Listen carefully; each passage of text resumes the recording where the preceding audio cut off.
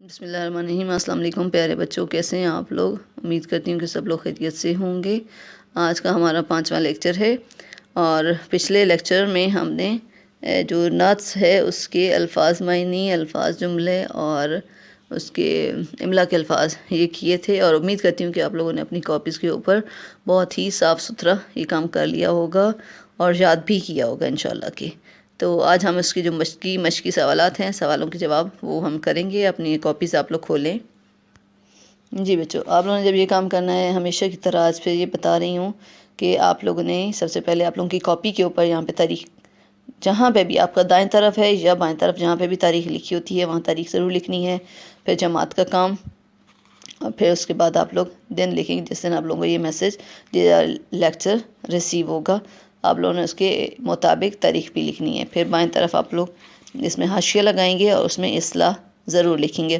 اب اصلاح میں آپ لوگوں کو کلاس میں بھی بتایا گیا، اور ابھی یہاں چیز میں پھر کنفرم کر دوں، اصلاح میں بچے جو ہے وہ ایسے لکھ کے ایسے بنا دیتے ہیں، یہ کام نہیں کرنا آپ لوگوں نے، ٹھیک ہے؟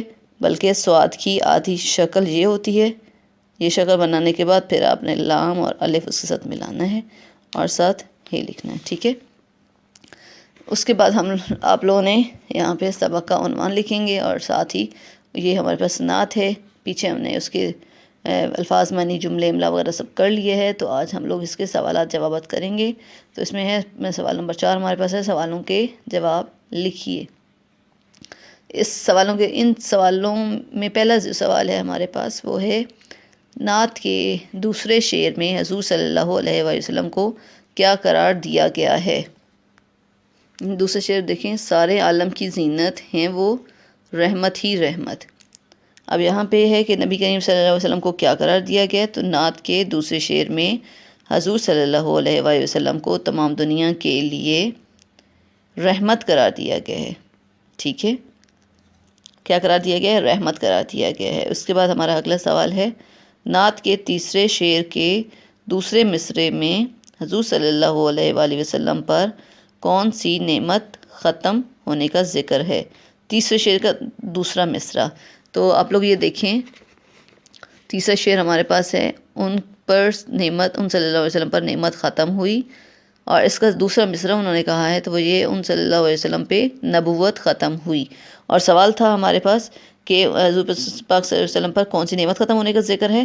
تو ابھی آپ نے دیکھا وہاں پہ نبوت کا لکھا ہے، تو اس کا ہمارا آنسر بھی ہے، نعت کے تیسرے یہ اور سین کے دو بنانے کے بعد رے ساتھ ملانی ہے، تیسرے شعر کے دوسرے مصرعے میں حضور صلی اللہ علیہ وآلہ وسلم پر نبوت ختم ہونے کا ذکر ہے، یعنی آپ صلی اللہ علیہ وسلم آخری نبی قرار پائے، ٹھیک ہے؟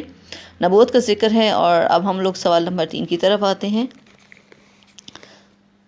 سوال نمبر 3 ہے ہمارے پاس، اس شعر میں حضور صلی اللہ علیہ وآلہ وسلم کی کون کون سی صفات کا ذکر ہے؟ شعر کون سا ہے؟ صدق و امانت کی پہچان، رحم و سخاوت کی پہچان، یہ شعر ہے، اور اس میں پوچھ رہے ہیں کہ رسول پاک صلی اللہ علیہ وسلم کی کون کون سی اس میں صفات کا ذکر کیا گیا ہے اس شعر میں۔ تو اس کا ہمارے پاس جواب ہوگا، اس شعر میں حضور پاک صلی اللہ علیہ وسلم کی سچائی کو کہا جاتا ہے، ٹھیک ہے؟ امانت کا ذکر ہے، امانت داری، آپ لوگ یہ امانت داری یہاں پہ لکھیں گے، کامرس کو ڈال کے، امانت داری، رحیم اور سخی ہونے کی صفات کا ذکر ہے کہ نبی کریم صلی اللہ علیہ وسلم کیا تھے؟ سچ بولتے تھے، امانت دار تھے، رحم بھی کرنے والے تھے، اور سخی بھی تھے، ٹھیک ہے؟ یہ چاروں صفات کا ذکر اس شعر میں کیا گیا ہے، پوچھا گیا کن کن صفات کا ذکر ہے۔